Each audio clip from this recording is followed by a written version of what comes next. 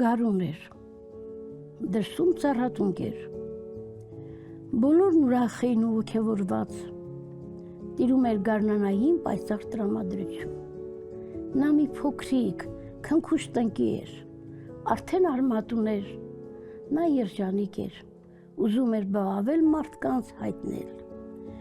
հեյ մարդիկ, ես արմատ ունեմ, ես ծառ պիտի դառնամ,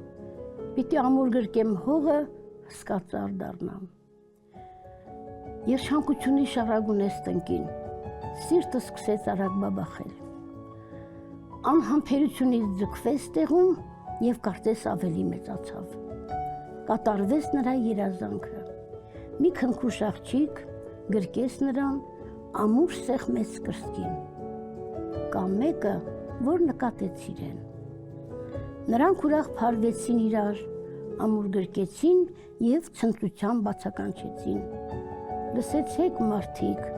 այս աշխարհում մենք մեր բաժին տեղն ունենք։ Ես երջանիկ եմ,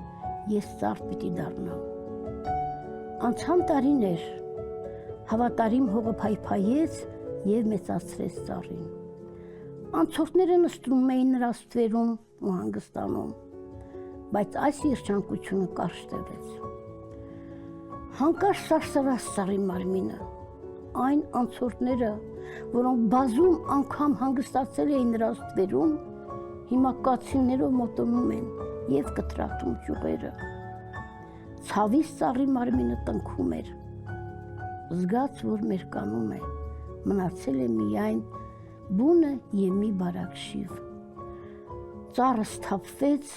հասկացավ կատարվածը, սակայն ուժ գտնելով իր մեջ ամբողջ հոգով գոռաց.